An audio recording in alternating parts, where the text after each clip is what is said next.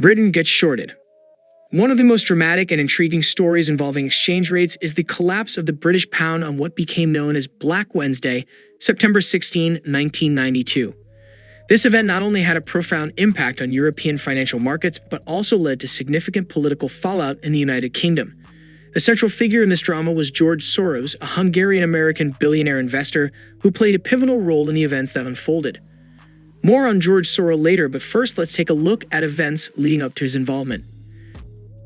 In the early 1990s, the UK was part of the European Exchange Rate Mechanism, ERM, which was designed to reduce exchange rate variability and achieve monetary stability in Europe in preparation for the economic and monetary union and introduction of the euro. Being part of the ERM required the Bank of England to keep the pound within a certain range against the Deutsche Mark. The Prime Minister during this period was John Major, who took office in November 1990, succeeding Margaret Thatcher. Major's government was committed to maintaining the UK's position within the ERM, believing it would help curb inflation and prepare the UK for eventual entry into the European Monetary Union. The high interest rates, a policy tool to keep the pound within the ERM bands, were politically and economically contentious, leading to widespread public dissatisfaction. The early 1990s were challenging for the UK's industrial sector. Recession. High interest rates, intended to combat inflation and support the pound within the ERM, also led to a recession. Industrial output fell, unemployment rose, and many businesses struggled or failed. Manufacturing decline. The manufacturing sector, already weakened from restructuring and competition in the 1980s, was hit hard by the high cost of borrowing and the strong pound, which made exports more expensive and less competitive. Britain's high inflation and interest rates, along with the booming German economy, due in part to the costs associated with reunification, created a misalignment between the pound and the Deutsche Mark.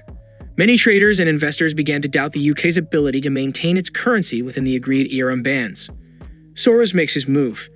George Soros, sensing an opportunity, speculated that the pound was overvalued and that the UK would have to devalue the currency or exit the ERM. Soros, a quantum fund, initiated a massive short-selling campaign against the pound, betting that its value would fall. The fund progressively increased its short position on the pound, culminating in the short of $10 billion worth of Great British pounds by September 16, 1992. Black Wednesday. The Bank of England, in an attempt to defend the pound's value within the ERM, used its foreign currency reserves to buy pounds and raised interest rates from 10% to 12%, and then announced a further increase to 15% on the same day. Despite these efforts, the market pressure was overwhelming and the pound kept falling. Finally, the British government announced that it would withdraw the pound from the ERM, effectively allowing it to float freely.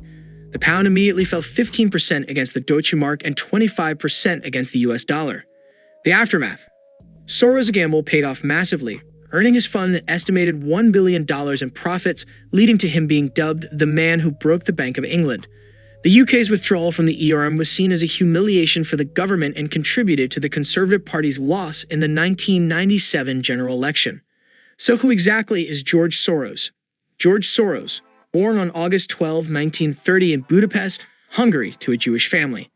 He immigrated to England in 1947, where he attended the London School of Economics, LSE, studying philosophy under Karl Popper, whose ideas on open societies had a lasting influence on Soros. By the 1956, he had moved to the United States, initially working in New York City's financial sector before establishing his own hedge fund, Soros Fund Management, in 1970. The political and social upheavals of his early years, including the Nazi occupation of Hungary during World War II, deeply influenced his outlook on business and social reform.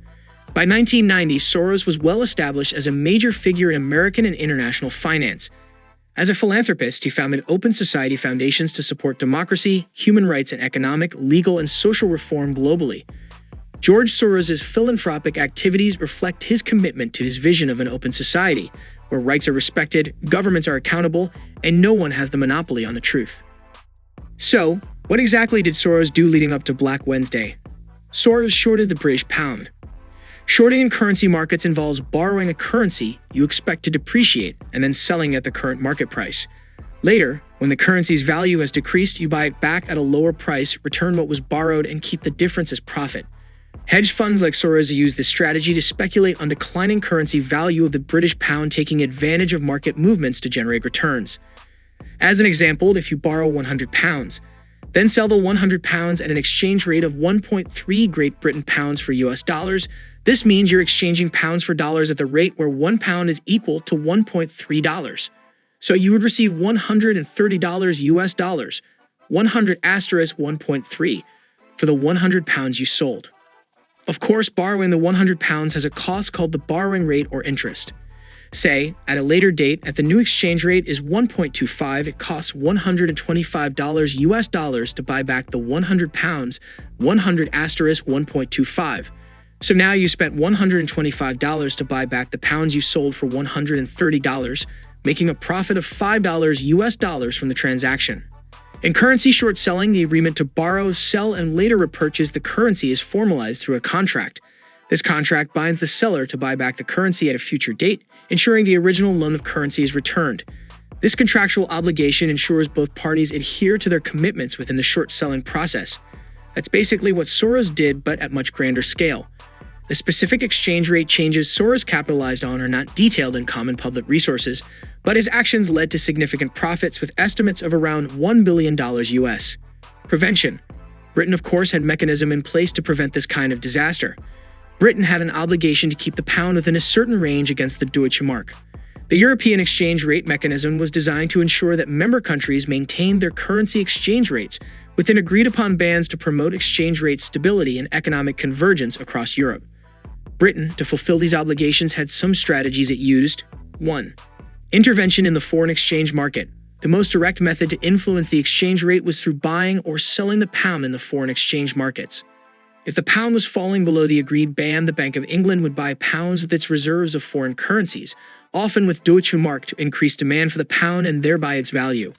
Conversely, if the pound was too strong, it could sell pounds in exchange for foreign currencies to decrease its value.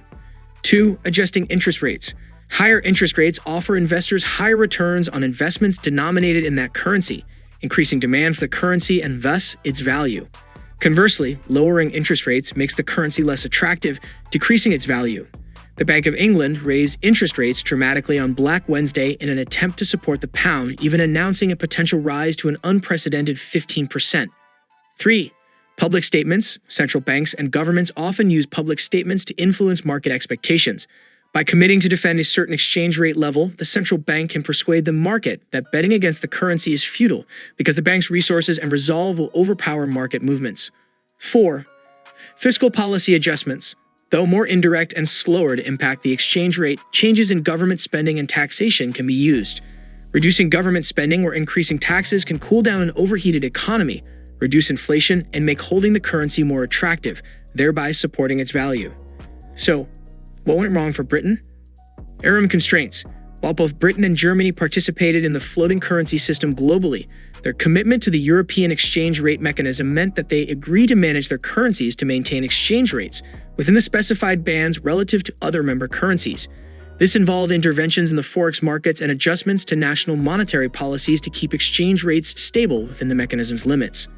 The decision to join the ERM at a high exchange rate made British exports less competitive and was seen in hindsight as a strategic mistake. The ERM's constraints limited the government's ability to adjust monetary policy to domestic conditions. Speculative attacks. Speculators, most notably George Soros, bet against the pound, believing it could not be maintained within the ERM bands. Massive selling of the pound made it increasingly difficult and expensive for the Bank of England to defend its value. Policy decisions. Earlier decisions to deregulate the financial sector and to prioritize tax cuts contributed to overheating the economy and the housing bubble, setting the stage for the later recession and financial strain. Practical challenges. In practice, maintaining a currency within a tight range against another currency can be extremely challenging, especially when market forces believe the fixed or target exchange rate does not reflect economic fundamentals. Britain lost that challenge on September 16, 1992. Its high inflation rate and Germany's buoyant economy, particularly post-reunification, created pressure on the pound that couldn't be counteracted. The speculative attacks that culminated on Black Wednesday demonstrated the market's skepticism about the sustainability of the pound's value within the ERM bands, leading to the eventual withdrawal of the pound from the mechanism.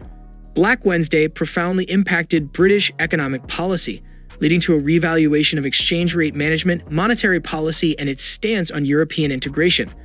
This event marked a pivot to inflation targeting as a central policy aim and fueled skepticism towards joining the European Monetary Union, influencing the decision not to adopt the euro while remaining in the European Union.